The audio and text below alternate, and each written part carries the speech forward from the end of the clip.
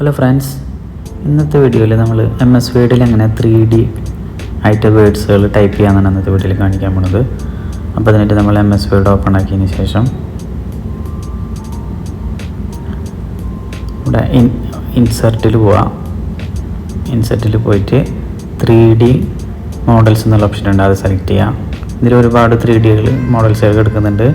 Online വഴി വേണമെങ്കിൽ അങ്ങനെ ഡൗൺലോഡ് ചെയ്യാം, അല്ലാതെ ഇതിൽ ഇൻബിൽറ്റ് ആയിട്ട് കുറച്ചധികം 3D എടുക്കുന്നുണ്ട്. അപ്പോൾ ഇതിൽ നമ്മൾ ഏതാണ് വേണ്ടത് വെച്ചാൽ സെലക്ട് ചെയ്യാം.